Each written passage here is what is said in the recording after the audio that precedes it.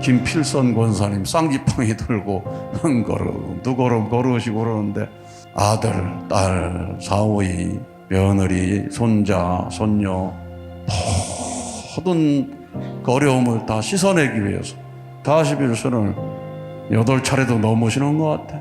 끝나고 나면 또 딱 여기 엎드려가지고 기도하는데 아버님 음성을 듣고 때로는 아버님한테 그냥 혼나기도 하고 하면서 정성 드린다고 하시는데 그 쌍지팡이 듣고 한 걸음 두 걸음 걸어가는 모습이 하늘에서 볼 때는 아름다운 모습입니다. 뜻을 위해서, 가정을 위해서, 자녀들을 위해서 교회를 위해 희생하시는 그 발걸음이라서 아버님께서 그러잖아요. 내가 허청다리가 되더라도 갈 것이고 배밀이를 해서라도 살아만 있으면 뜻을 이루기 위해서 간다. 그 모습을 바라보고 만민이 통곡을 할 수 있다는 것입니다. 우리 어머님께서 그런 길을 가시기 때문에 실제 성령으로 수련원을 중심하고 기적의 역사 일으키시는 것입니다.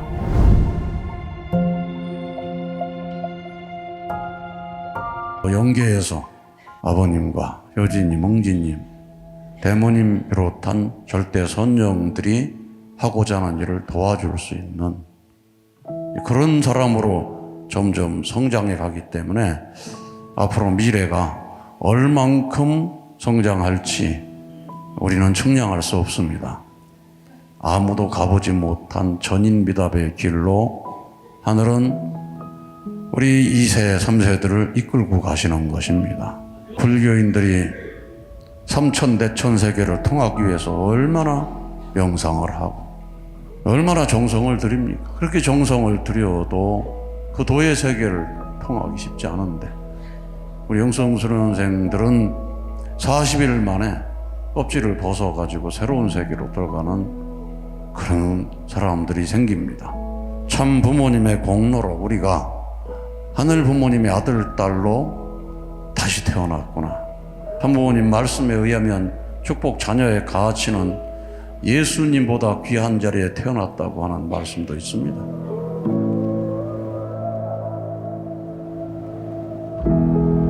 우리 2세들이 얼마나 귀하게 태어났습니까? 원죄 없이 태어났다고 하는 것. 타락한 인류의 모든 배꼽은 타락한 해와의 복중과 연결된 배꼽이다. 어머니가 없이는 배꼽을 이어받을 수가 없어요. 그런 예수님도 아버지가 될 수 없는 겁니다. 왜 그래요? 아내가 없으니까. 엄마가 없기 때문에 친아들을 둘 수가 없는 겁니다. 그래서 양자밖에 둘 수가 없는 분이 예수 그리스도였습니다. 다시오마 약속을 하시고 어린 양의 신부, 복귀된 해와 참 어머니가 계심으로 새롭게 모든 인류가 중생에서 원죄를 청산하게 된 것입니다. 우리는 타락한 해와의 배꼽의 원죄를 이어받은 가운데 축복을 통해서 영유가 홀로 중생받는 원죄 청산 받았지만 나면서부터 왕엄마, 참 어머니의 태와 연결된 배꼽을 가진 자녀가 바로 우리 세들이다.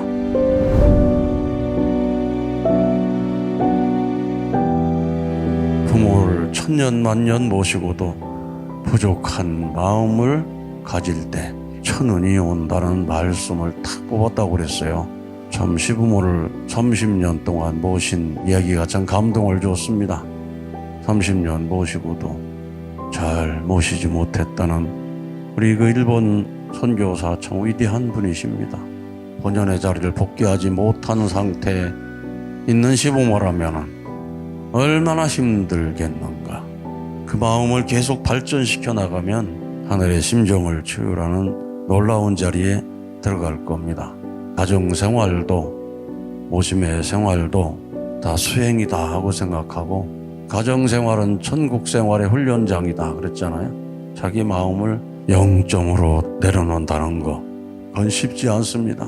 원수가 앞에 있을 수도 있고 온갖 감정이 있을 수 있고 한데 다 내려놓게 되면은 놀라운 일이 벌어진다.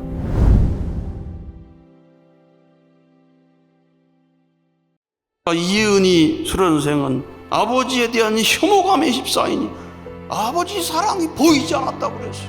그런데 아버지가 돌아가셨는데도 아버지에 대한 그 마음이, 그 사랑이 안 보였습니다. 다시비를 수련 받으면서 혐오감이 씻겨지고 나니 두 줄기 눈물이 한없이 수도꼭지 틀어놓은 것처럼 눈물이 쏟아지면서 아버지의 사랑이 보이기 시작합니다.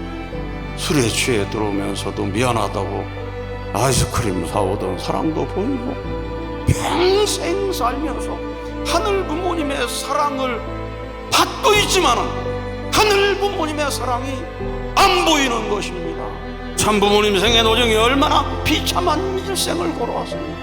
50년을 어머니라고 모시고 경배했는데도 어머니의 사랑이 하나도 안 보여가지고, 이제 우리가 타락상을 다 벗어가지고 하늘 부모님의 사랑을 느낄 수 있는 우리가 되어야 됩니다. 참 부모님의 놀라운 사랑을 볼 수 있고 느낄 수 있는 우리가 되어야 되는 것입니다.